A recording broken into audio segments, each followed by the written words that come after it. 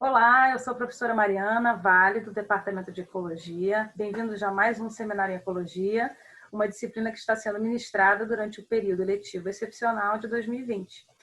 No nosso seminário número 14, a gente vai receber a doutora Gisele Wink, que vai falar sobre os efeitos ambientais nas interações ecológicas. Se você quiser saber mais sobre a Gisele, a gente vai ter informações sobre ela nos detalhes desse vídeo. Muito obrigada, Gisele, está contigo. Olá, Mariana. Olá a todos que nos assistem. Deixa só eu colocar o compartilhamento de tela aqui para a gente começar. Bom, Mariana, eu agradeço pelo convite, né? Nessa apresentação, eu vou mostrar alguns dos resultados de um dos últimos estudos que eu desenvolvi com colaboração de outros pesquisadores, sobre os possíveis efeitos que o ambiente exerce sobre as interações das espécies, né? Ele é um assunto voltado para a conservação da biodiversidade, principalmente pelo contexto das mudanças ambientais que nós estamos experimentando, né? Mas antes de chegar lá, eu preciso trazer algumas informações que eu julgo importantes para poder formar uma base de conhecimento. Tá? Então, esse é o plano da minha apresentação. Ele contém 2 pontos principais. O primeiro deles é por que focar nas interações entre espécies, né? Ou seja, as interações elas realmente trazem informações diferentes para a conservação da biodiversidade, principalmente quando consideramos a dificuldade de obter os dados, né, sobre as interações, porque vários parâmetros eles são difíceis ou caros de medir, ou mesmo demandam muito tempo e esforço, né? O segundo ponto é como avaliar as interações entre as espécies, né? Ou seja, como que a gente pode utilizar esses dados das interações para gerar algum tipo de informação que seja mais aplicável à conservação da biodiversidade, ou pelo menos para fomentar uma discussão mais crítica sobre o tema, né? Então vamos começar no porquê. Bom, a biodiversidade ela está declinando globalmente e de uma forma rápida. Tá?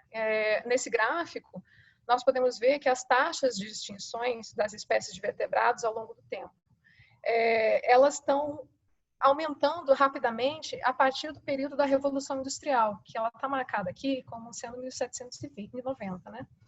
E essas taxas, elas aumentam de forma ainda mais rápida a partir desse período aqui, dos anos 1800 a 1900. Os principais fatores para essas taxas aumentadas estão relacionados à atividade humana, né, que inclui a modificação ambiental, como o uso da terra, a crise do clima que nós estamos experimentando e que tendem a piorar nos próximos anos e nas próximas décadas. Então, em termos numéricos, para ter uma noção melhor, temos o registro de 140 extinções de 1500 a 1900, né, a maioria delas sendo de aves e mamíferos. Só que desde os anos 1900, nós registramos 477 extinções, grande parte delas de anfíbios e peixes, né? Esses 2 grupos, eles somam 304 espécies extintas. Isso provavelmente até 2014, né? Já que o artigo que traz essa informação, ele foi publicado em 2015. Então, esses 2 grupos, a extinção desses 2 grupos equivale a mais de 63% de todas as extinções registradas para esse período, né? Então, algumas previsões mais conservadoras estimam que até 2050 nós teremos perdido já 37% das espécies, né? Mas existem outras estimativas que chegam a 50% de perda. Nesse estudo em particular, desse gráfico, os autores eles ainda apontam que a taxa de perda das populações de vertebrados terrestres ela é extremamente alta, né? Mesmo em espécies que são consideradas de menor preocupação em termos de conservação. Então, por essas e outras razões, alguns estudos apontam que nós estamos entrando já no 6º período de extinção em massa. Tá? Mas a pergunta é por que isso é preocupante, além do fato de ser uma pena perder espécies, né? Então, eu gostaria de ilustrar essa questão perguntando primeiro quais são os impactos gerados pela perda de uma espécie sobre o resto da comunidade local através de um exemplo bastante conhecido, que é a reintrodução dos lobos cinzentos no Parque Yellowstone dos Estados Unidos. Então, os lobos ficaram ausentes desse local pela maior parte dos anos 1900. Tá? Então, um efeito direto que foi observado na estimação dos lobos, que eram os principais predadores dessa comunidade, foi o aumento da população dos alces, né, que eram a sua principal presa, e que aqui está marcado com esse símbolo em vermelho. Tá? Isso resultou numa sobreexploração das plantas, especialmente dos salgueiros e dos álamos, que gerou uma perda maciça dessas árvores, né, dessas plantas. Então, como elas são as principais fontes de alimento, de abrigo e de material de construção das represas, os castores, por outro lado, também virtualmente desapareceram. Além disso, as represas dos castores, elas se desintegraram com o tempo, transformando lagos em riachos, que aumentaram a erosão e afetaram outras diversas espécies, né, como fígados, peixes e aves, que dependem desse tipo de ambiente. Então, esses efeitos sobre plantas, lagos, castores e outros organismos que estão aqui em azul são, portanto, os efeitos indiretos da remoção dos lobos. Tá? Então, após a reintrodução do lobo cinzento, que começou em 95, houve a recuperação do ecossistema como um todo. Né? A gente tem também outros efeitos aqui na figura, mas eu não vou detalhar mais. Tá? O ponto principal aqui é que, dependendo de como a espécie interage com os outros elementos da comunidade e a função que ela exerce no ecossistema, os efeitos da sua remoção, eles podem afetar drasticamente o ambiente, né? Não apenas por efeitos diretos, como aqui os alces, né? Mas também via efeitos indiretos ou efeitos em cascata. Tá? Eu só gostaria de ressaltar que provavelmente os lobos não foram a única causa de todas essas mudanças e também da restauração do ecossistema. Tá? Isso, inclusive, é uma questão controversa na literatura. Mas, certamente, eles foram parte da solução. Tá? Então, esse exemplo dos lobos de Yellowstone, ele ilustra bem que quando uma espécie é perdida, as interações também são perdidas. Né? Porque as espécies elas se encaixam, formando unidades funcionais do ecossistema. Né? Por exemplo, aqui nós temos algumas interações com um tucano, uma formiga e uma abelha, né, se alimentando de diferentes partes das plantas, mas cada interação realizada por cada um desses pares de organismo realiza uma determinada função no ecossistema. Né? A primeira delas, que eu vou me ater aqui, o tucano se alimentando de um fruto de palmeira, ele denota o serviço de dispersão de sementes, né? E esse serviço, ele contribui para a restauração da vegetação. Então, quanto mais espécies realizando o mesmo serviço, que nesse caso seria a restauração da floresta, mais resiliente será esse ecossistema, né? Ou seja, mais facilmente o ecossistema consegue se reorganizar após uma perturbação, né? Porque nós vamos ter o que chamamos de redundância funcional. Por exemplo, caso o tucano seja perdido, outras aves e mamíferos que também se alimentam dos frutos que o tucano se alimentava, continuariam a exercer a função que ele exercia, né? E o serviço ecossistêmico de restauração da área florestada, ela ainda vai se manter. Bom, abaixo nós temos as representações das interações, né, que, na forma de grafos, que é uma forma bastante utilizada para representar as redes de interações. Né? Nesse tipo de representação, as espécies elas são representadas por essas bolinhas, né, que chamamos de nós, e as linhas entre elas representam as interações. Né? E aqui nós temos dois tipos de redes.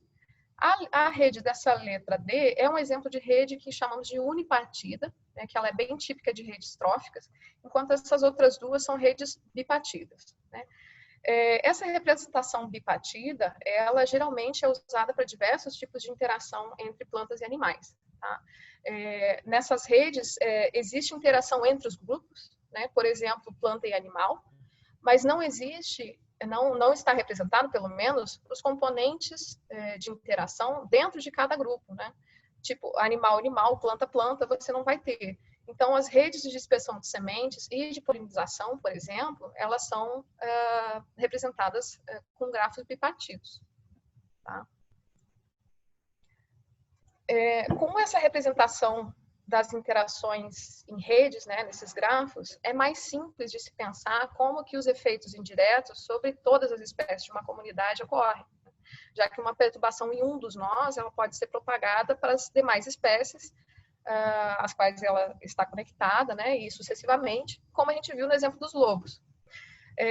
Então, não foi à toa que o Daniel Jensen, em 1974, ele já apontava que existe um tipo de extinção muito mais traiçoeira, né, que é a extinção de interações ecológicas. Principalmente se nós considerarmos as modificações ambientais que realizamos e que afetam diversas espécies ao mesmo tempo. Né? Então, isso desencadeia rupturas nas redes de interações, através de todos os níveis dessa organização ecológica.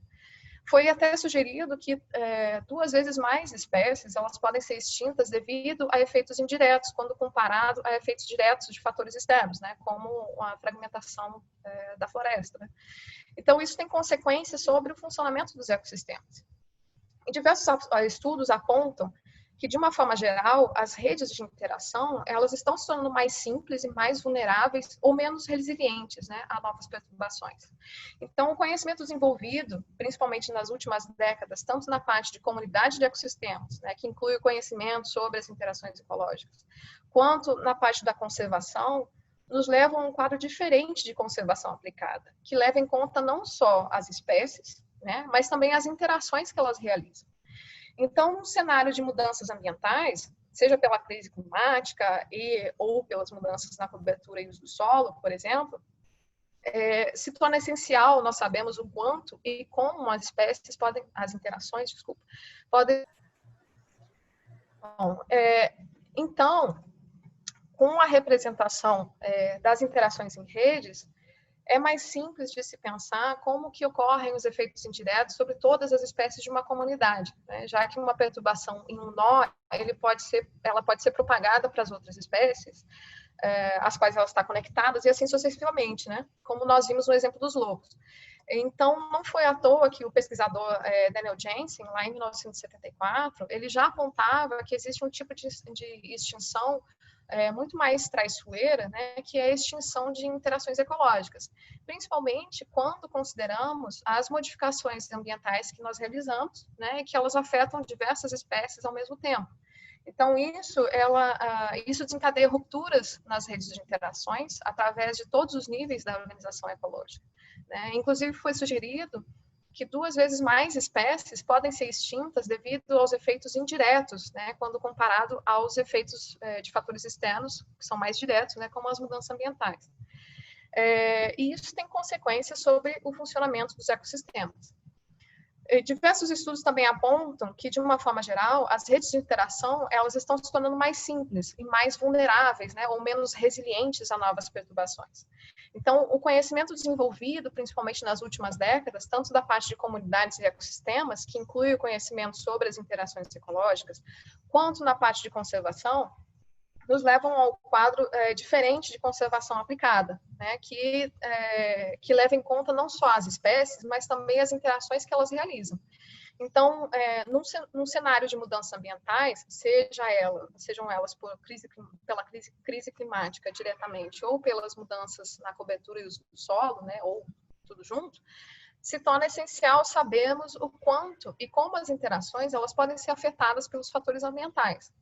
Então, a pergunta aqui, a partir disso tudo, é como que a gente pode avaliar as interações entre as espécies de forma a termos informações que podem ser utilizadas na conservação da biodiversidade. Tá? Então, com isso, eu vou passar para a segunda parte dessa apresentação, onde eu a construo mostrando um estudo de caso que eu desenvolvi recentemente com outros pesquisadores, né, e que foca nas relações entre plantas e animais na Mata Atlântica. Tá?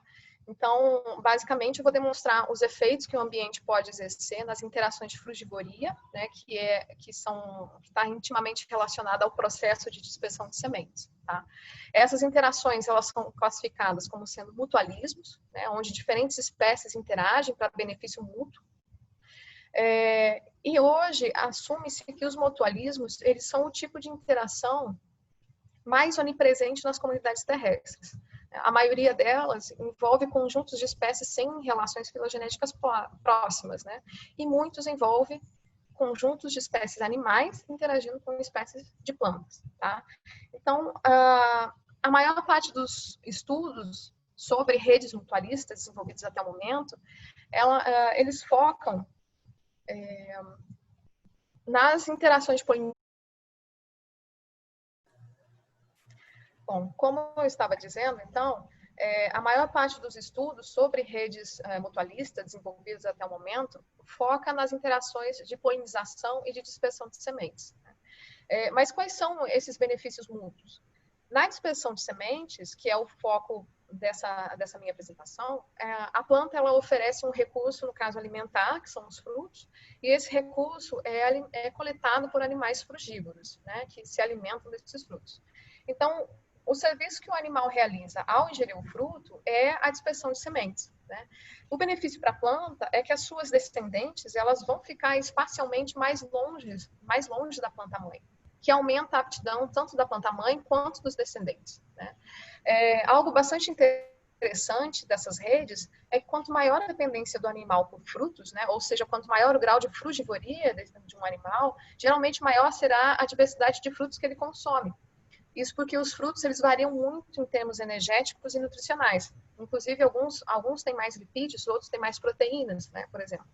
Então, nos mutualismos entre plantas e frugívoros, existe uma baixa especificidade das interações.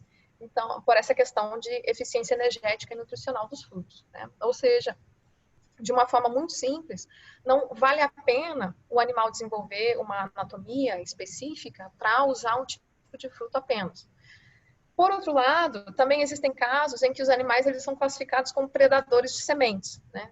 Nesses casos, o animal ele destrói a semente de alguma forma e ela não germina. Então, apesar de ser frugivoria, já que o animal ele está se alimentando de frutos, esses casos eles não são considerados na dispersão de sementes e são excluídos das análises. Tá? Então, considerando a importância dessas interações mutualísticas e as mudanças ambientais que nós temos observado nas últimas centenas de anos, né, e as que ainda virão, a nossa pergunta aqui foi como que essas mudanças ambientais podem influenciar essas redes de dispersão da Mata Atlântica, né? Por que a Mata Atlântica? A Mata Atlântica nos pareceu um bom sistema para fazer esse estudo, como eu vou mostrar para vocês na sequência. Tá? Bom, a Mata Atlântica ela é um dos 6 biomas brasileiros e tem sido bastante ameaçado desde o início da colonização portuguesa, né? Hoje nós temos aproximadamente 150 milhões de pessoas vivendo dentro desse domínio, né, dentro dessa área da Mata Atlântica, que corresponde a 75% da nossa população. Ao mesmo tempo, ela possui uma alta biodiversidade comparável a outras florestas tropicais, como a Amazônia, por exemplo, e um grande número de endemismos, né? Só de plantas, nós temos 20 mil plantas identificadas até agora para a Mata Atlântica, 8 mil delas são endêmicas, né? Então, a área original do bioma, ela compreendia mais de 1.300.000 quilômetros quadrados. Só que hoje a gente tem pouco mais de 200 mil quilômetros, né? E esses 200 mil quilômetros ainda estão altamente fragmentados. Então, em termos de áreas protegidas também, nós temos um pouco mais de 4 mil quilômetros quadrados, o que corresponde a apenas 2%, né, de área protegida. Então, por um lado, nós temos essa alta biodiversidade do bioma, né? Por outro, nós temos problemas graves, como desmatamento, fragmentação. Só que um lado positivo é que existem diversos dados disponíveis, né, incluindo os dados sobre as interações de plantas e frugívoros na Mata Atlântica, que é essa publicação que eu mostro aqui, da Carolina Bello e colaboradores, na Ecology, né? Então, por essas razões, esse bioma nos pareceu um bom exemplo empírico para tentar entender como que a biodiversidade é afetada pelo ambiente a partir de uma perspectiva de redes de interação. Então, nesse estudo, nós usamos esse banco de dados, que é uma compilação de mais de 8 mil interações de frugivoria, que foram registradas ao longo de várias décadas.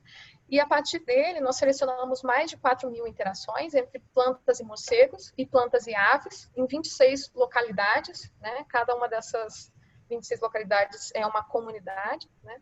E nós construímos as redes locais, tá? E, no total, compõem essas redes locais 36 espécies de morcego, 205 espécies de aves e 386 de plantas. Tá? Então, esse mapa do lado esquerdo, ele mostra a localização geográfica de cada rede que nós montamos e o tipo de vegetação da área. Tá? Os círculos, eles representam as localizações das redes de planta e morcego e os triângulos de planta e ave. Só que vocês podem estar se imaginando por que só esses dois grupos, né? Aves e morcego. Bom, além de termos maior quantidade de dados, né, e a qualidade também, esses dois grupos de frugívoros, eles são bastante interessantes porque eles são responsáveis por aproximadamente 80% das interações de dispersão de sementes. E também porque os morcegos e as aves, eles exercem funções complementares na dispersão de sementes, tá?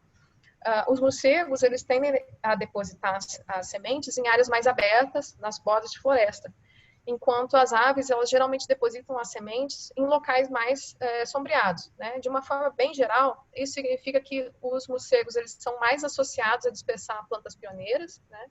São aquelas de início da regeneração do ambiente florestado, e as aves tendem a dispersar mais as plantas de sucessão tardia. Tá? Só que as evidências acumuladas, elas mostram que, por terem essa relação íntima com ambientes florestados, os morcegos e as aves são também altamente afetados pela fragmentação da floresta. Né? Então, agora nós sabemos por que essas redes foram escolhidas, né? Onde estão localizadas, né? E agora eu vou mostrar para vocês como que nós fizemos as avaliações. Tá? Nosso primeiro interesse foi entender como que as interações e as espécies variam no espaço. Né? Então, nós escolhemos trabalhar com a diversidade beta, que é uma medida de variação entre diferentes locais. Tá? Nesses gráficos aqui, nós temos no eixo X os valores de beta diversidade, né? E no eixo Y, desculpe, e no eixo X as categorias de beta diversidade, né? Beta taxa, que denota a substituição de espécies, né, e beta-links, que denota a substituição de interações, tá? Nesses dois gráficos. Então, os valores de Y aqui, eles representam os valores de dissimilaridade, tá? Ou seja, quanto mais próximo de um, mais diferentes as comunidades são, tá? Em um, especificamente, elas são completamente diferentes, tá? E a gente pode ver que existe uma maior variação na substituição tanto de interações quanto de espécies nas comunidades de planta e morcego, né? Mas o maior grau de substituição que a gente identifica como sendo nas redes planta e ave, né? Inclusive, na maioria das comunidades de planta e ave, nós vemos que elas são completamente diferentes uma das outras em termos de interações. Tá? Então, a partir disso, a nossa pergunta foi o quanto que a substituição das espécies de um grupo pode influenciar na substituição de espécies de outro grupo. Né? Imaginamos que talvez as plantas poderiam exercer um papel importante nesses padrões por fornecerem, né, o recurso alimentar. Então, nós primeiro fizemos um exercício simples, confrontando em gráficos a substituição de espécies de plantas, né, que estão aqui em todos os gráficos no eixo X, contra a variação nas interações, tanto nas redes de planta morcego quanto na planta ave, né, e também nas espécies de frugívoros. Tá? Então, as setas vermelhas aqui, elas não fazem parte do gráfico em si, elas são só para ressaltar a tendência, né, da dispersão dos pontos. Tá? Então, olhando os gráficos aqui, A e B, a gente percebe que tanto nas redes de planta morcego quanto na planta ave, a substituição de interações, ela provavelmente é mediada pela substituição das espécies de plantas, né, por causa da distribuição desses pontos. Estão todos com essa tendência aqui. Aliás, no gráfico B, a gente pode ver que as interações elas mudam quase que totalmente de uma comunidade para outra, né? Ou seja, as interações realizadas em cada comunidade, elas divergem entre si em função da substituição de espécies de plantas, né? E essa tendência também parece ser verdade para a substituição das espécies de aves, né? Que está aqui no gráfico D. Só que quando a gente olha para as substituição das espécies de morcegos, no gráfico C, parece que essa relação é a inversa, né? Quanto maior a substituição de espécies de plantas, menor a substituição de espécies de morcego. Mas esses gráficos bastante simples, eles já nos dão uma ideia de como que a biodiversidade das redes e das plantas, né, em separado, elas se relacionam.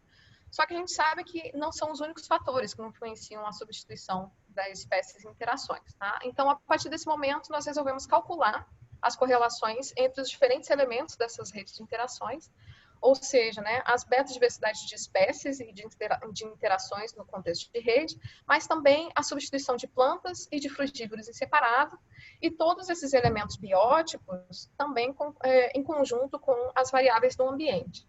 Tá? Então, utilizando como variável a resposta, né, a beta-diversidade, tanto de espécies quanto de interações, a gente testou como que o clima, a fragmentação, né, e a substituição de frugívoros e de plantas em separado, elas conseguem explicar essa variação que a gente observa em um modelo que eu represento aqui bastante simplificado, tá? Mas ele relaciona a beta-diversidade, né, de espécies de interações em separado, com as variáveis de temperatura, de precipitação e de disponibilidade do ambiente, tá? Que são as variáveis abióticas. Na realidade, nós temos diversas variáveis, né, em cada uma dessas categorias. Por exemplo, na disponibilidade do habitat, que aqui está como fragmentação, nós consideramos 3 medidas de disponibilidade de habitat, né? E nós consideramos 4 tamanhos diferentes de área no entorno das comunidades para fazer essa medida. Então, aqui nos resultados desses modelos, só estão representadas as variáveis com correlações significativas, tá bom? Nesses modelos, que são chamados modelos de laço gráfico, né, eles nos mostram as interdependências entre os diferentes elementos do modelo. Os números nas linhas que ligam esses elementos, eles representam valores de correlação, né? E a espessura dessas linhas, elas estão de acordo com esses valores de correlação, tá? Então, esse gráfico aqui de cima, ele corresponde aos resultados das redes planta-morcego e os de baixo, as redes de planta-ave, né? A gente consegue ver que existe uma relação bastante alta entre a beta-diversidade de interações e de espécies, né? Nas duas.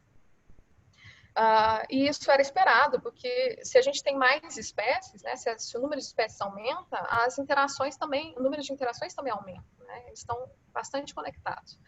Então, esses resultados, eles basicamente corroboram o que a gente viu anteriormente, né, com a substituição de interações nas redes, né, mais relacionadas à substituição da espécie de plantas, né, a gente pode ver aqui as morcego e aqui para a planta-ave, tá?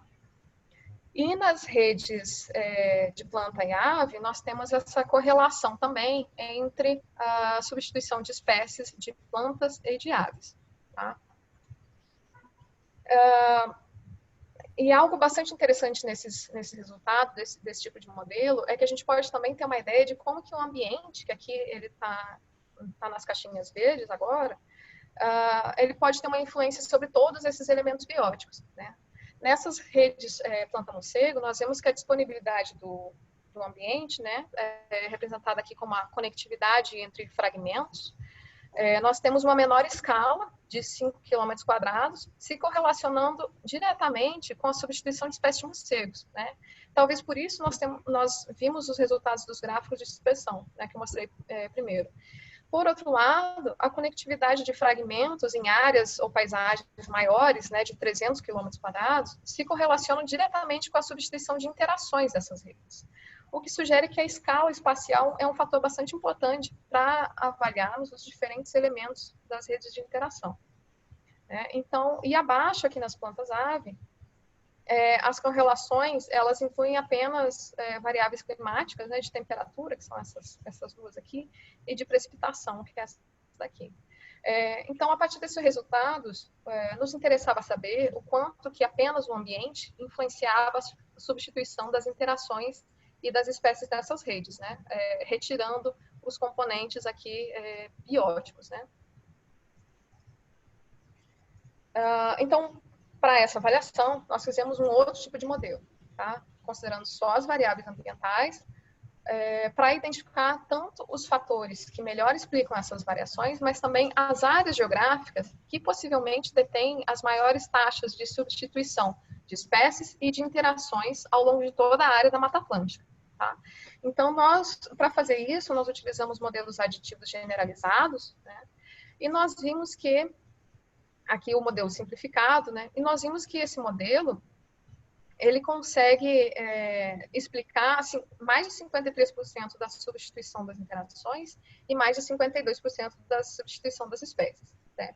Então, nós projetamos esses modelos no espaço, que os resultados estão aqui nesses mapas, justamente para tentar prever quais os locais dentro do domínio da Mata Atlântica que teriam uma maior beta-diversidade de interações, que é esse mapa aqui da esquerda, e de espécies, que é o mapa da direita, tá? Então, o que a gente pode observar mais nitidamente é que as variações da substituição de espécies, elas são maiores em termos de valores e também elas cobrem uma área geográfica maior quando a gente compara esses mapas. A gente é bastante visível nessas áreas aqui do Sudeste e do Rio Grande do Sul.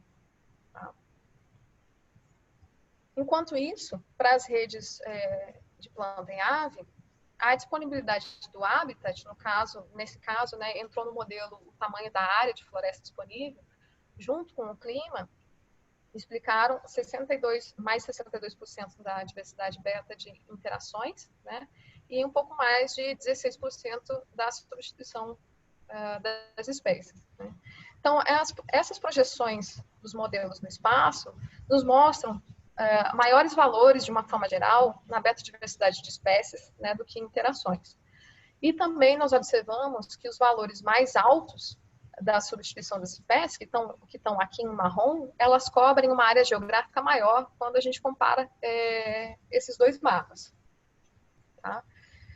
Então, os nossos resultados, fazendo um apanhado geral, né, eles demonstram que as redes de planta em morcego e planta em ave, elas possuem diferenças importantes em termos de variação na composição de espécies e também na variação das suas interações, né?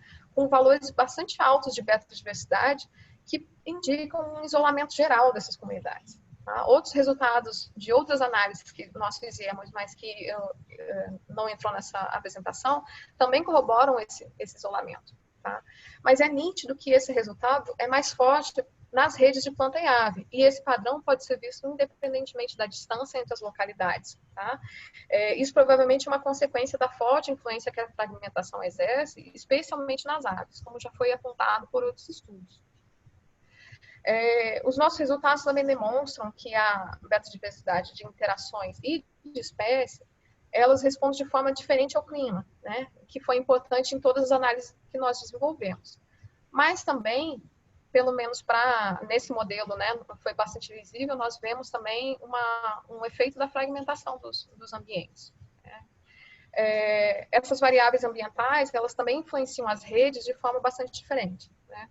Por exemplo, a disponibilidade de habitat, nesse modelo, ela afeta mais intensamente os frugívoros, né, do que as plantas. As plantas nem têm correlação, né?